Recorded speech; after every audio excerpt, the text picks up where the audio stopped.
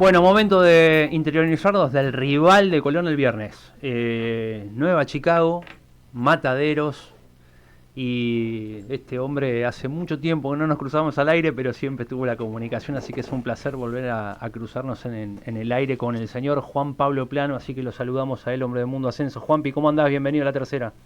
Hola Nacho, ¿cómo estás? ¿Todo bien? Un placer volverte a cruzar el aire, como decís vos, después de tanto tiempo. La última vez me acuerdo que nos cruzamos, nos fundamos en un abrazo ahí en el República de Mataderos, estaba el señor Checho Batista entre nosotros.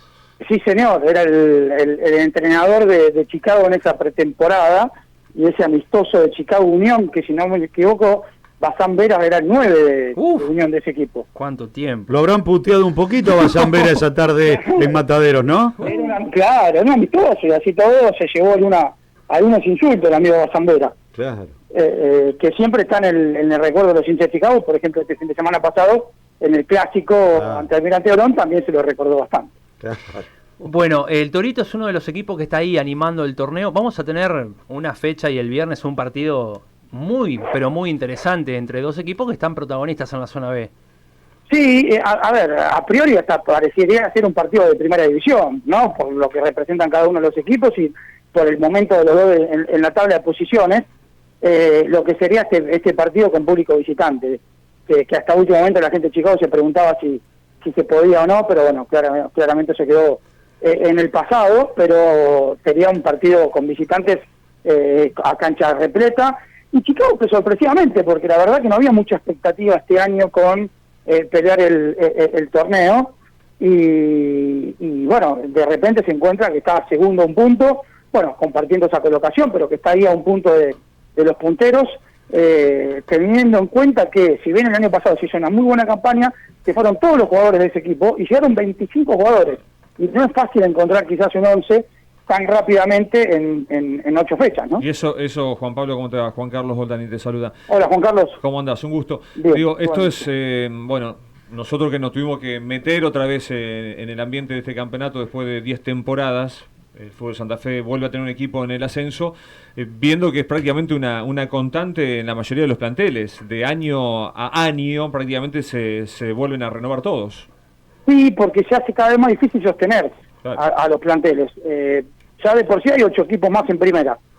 8 equipos más en primera, a 25 jugadores por cada uno, son 200 jugadores nuevos que hay en primera. Y primera se abastece mucho del ascenso.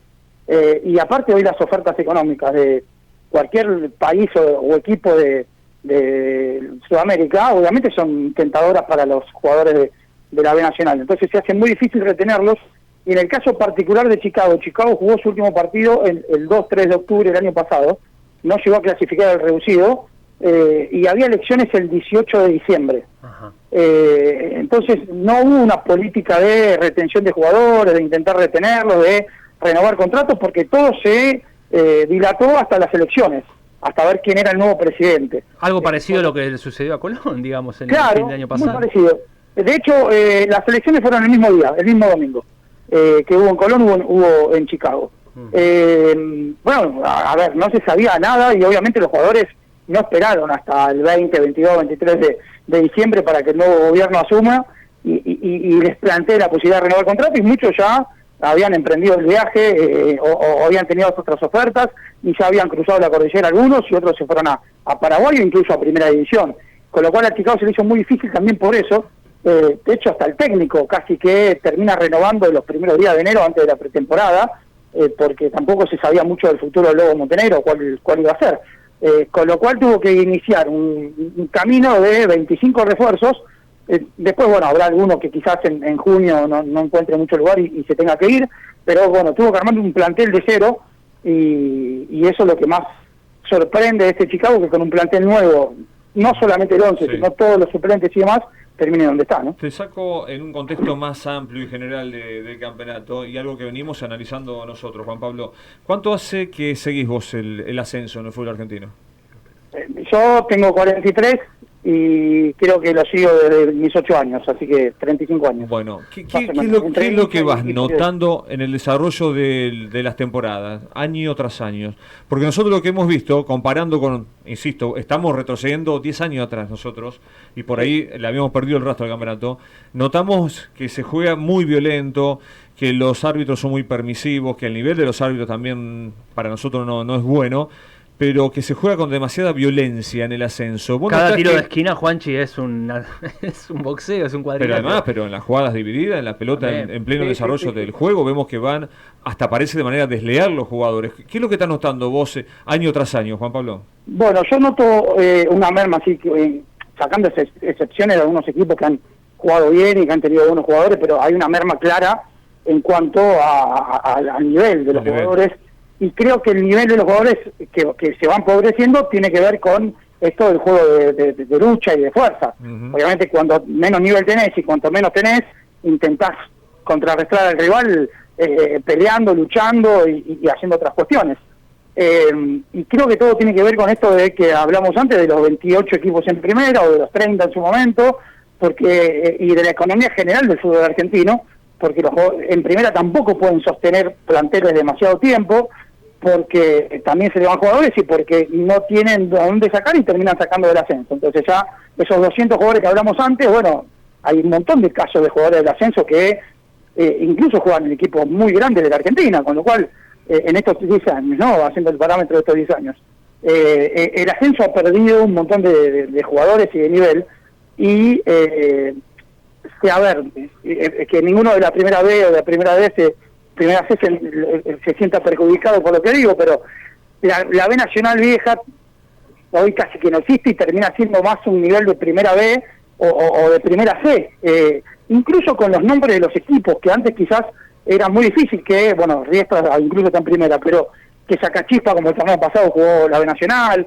o este mismo año Tristan Suárez, o equipos que quizás venían acostumbrados a jugar en otra categoría, hoy están completando la B Nacional, que aparte de esto que hablamos de los jugadores, bueno, son 38 equipos, es un montón. También ahí es, a ver, claro, ustedes estaban acostumbrados, y yo también, a torneos de Nacional de 22 equipos quizás. Sí, sí. Bueno, ahí hay 16 equipos más, estamos hablando de 400 jugadores nuevos que se incorporan, y que la B Nacional termina recurriendo a la primera B, al Federal A, al Federal B, a la primera C, y bueno, eso hace que se empobrezca un poco el nivel, ¿no?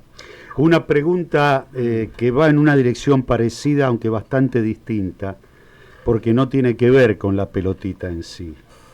38 equipos, yo me parece, puedo estar equivocado, no creo que tanto. Dentro de este campeonato de 38 equipos hay un puñado de clubes amigos que juegan para la corona, que tienen la preferencia de la corona, ¿puede ser? Bueno, eso es algo que pasaba antes y pasa ahora también. Siempre hay equipos que dirigencialmente se llevan mejor con la corona que otros. Entonces, quizás a la hora de tienen cierto... A ver, y no estamos hablando de que quizás le cobren un penal a favor o en contra, porque también ahí van en cuestión de lo que se hace, del nivel de los árbitros, que también va aparejado a esto. Antes los árbitros dirigían 10 partidos en primera y 10 partidos en el ascenso, dirigían 20 partidos. Hoy los árbitros entre B Nacional y primera tienen que dirigir 30 y pico de partidos, con lo cual también el nivel de árbitros se empobrece porque tienen que acelerar sus pasos. Pero ¿en qué puede haber amiguismo? Y que habrá equipos que tengan más descanso que otros, que si jugás tal día en Jujuy, después te hago jugar dentro de 10 días en condición de local, y otros que tendrán que viajar más y tendrán que estar más apretados. ¿Pasó para vos solo por capacidad futbolística el ascenso de Barracas? ¿Pasó para vos solamente por atributos deportivos el ascenso de Riestra? El Barracas que sube de la B Metropolitana a la B Nacional es un muy buen equipo. Ahora, de la B Nacional a primera, todo lo vimos, no hace falta ni siquiera opinar o tener una información. Todos veíamos cómo Dóvalo lo dirigía, veíamos, todos. Lo veíamos como dirigía. Claro, siempre. Bueno, a eso me refería, amigo. Éramos como que en las divididas te salía siempre favorecido un equipo, o que el mínimo roce en un área era penal y un roce mucho más violento en la otra no era. Y algunos ni siquiera eran roces y eran penal igual. Claro, al menos no era nada. bueno, eso, a ver, y lamentablemente no pasó ahora con estos equipos, ni con Barraca ni con Riestra, pasó en su momento con Arsenal y ha pasado también con equipos que también tenían amiguismo. Ahora, después vamos al tema, Barraca termina subiendo por penales. Si el jugador de Barraca en vez de meterlo en la R y el de Quilmes la mete, quizá estamos hablando de otra cosa. Sí. Qué sé yo, después siempre termina el jugador definiendo y metiendo la pelota bajo el arco. Obviamente que hay ayudas, ¿no? Claro. Juanpi, Para que eso pase. preguntarte para el viernes, equipo para venir a Santa Fe, y cómo lo describirías a este Nueva Chicago en esta versión 2024 con apenas algunas líneas. ¿Qué tipo de equipo es Chicago? Bueno, es un equipo muy vertical, que se siente muy cómodo de local. Ganó los 5 partidos que jugó en condición de local sin recibir goles en contra. Es algo muy parecido a lo del año pasado. Encontró el Lobo Montenegro, evidentemente es un técnico que más allá de la vocación ofensiva trabaja bastante en la parte defensiva, porque el año pasado Chicago también era uno de los equipos menos vencidos, y hoy solamente tiene 2 goles en contra, bueno, y hace muy poco, sí, sí. y en dos derrotas 1-0. Y a ver, termina encontrando rápido el equipo en 4-2-3-1, es el planteo que le dije al técnico, el que más le gusta jugar, y sobre todo marca su ritmo, el doble 5 en la mitad de cancha, que lo termina encontrando rápido con Botari y Amarfil, que después de derrotar 2-3 partidos distintos jugadores, lo termina encontrando allí. Son jugadores muy dinámicos que recuperan la pelota en base a mucha presión y que tocan rápido para los 3 que juegan por delante de ellos, que son 2 siempre muy rápidos por los costados, uno que juega atrás del 9 y Castro, que es el 9 pivot. Tiene una baja, que es la de Agustín Paz, que ya no jugó el otro día el clásico contra Almirante, que es el extremo derecho, está desgarrado, y es una baja importante porque no hay en el plantel quizás uno que tenga la misma velocidad o el mismo laburo. El otro día jugó Enzo Trinidad por ahí, Enzo Trinidad es más enganche, más media punta, quizás no tiene esa voracidad. Habrá que ver si repite con Trinidad o si lo pone de entrada a Matías Vergara, que el otro día entró en el banco de suplentes y termina siendo fundamental para el gol contra Almirante. El equipo no va a variar, salvo esa pequeña duda, y la otra duda que mañana será aprobado antes de que salga la lista de concentrados para viajar, que es el lateral izquierdo titular, que es Diego Arroyo, que hace 3 partidos que no juega porque tiene un esguince severo de tobillo con edema óseo. Está jugando Roque Ramírez, lo está haciendo muy bien, con lo cual no lo quieren apurar tanto a Arroyo. Bueno, mañana será una prueba a ver si todavía siente dolor o no. Ferrero va a ser el arquero, Adrián Martínez, que hizo el gol el otro día, con Calegari, Tomás Rossi, y la duda ahí entre Arroyo o Roque Ramírez. Yo creo que igualmente va a terminar jugando Roque Ramírez por una cuestión de que viene con ritmo futbolístico. El doble 5 que no se mueve, que es Amarfil y Botari, y adelante de ellos jugará Evelio Cardoso como centro de ese triángulo. A la izquierda Balbuena, a la derecha dejo la duda ahí entre Trinidad y Vergara, y el 9 que es Facundo Castro. Bueno, Juan Pablo, mañana seguramente te vamos a molestar otra vez para ver si ya está la confirmación del equipo o si habrá que esperar hasta el viernes cuando aparezca la planilla antes del encuentro con Colón. Ningún problema, a disposición. Un abrazo, gracias.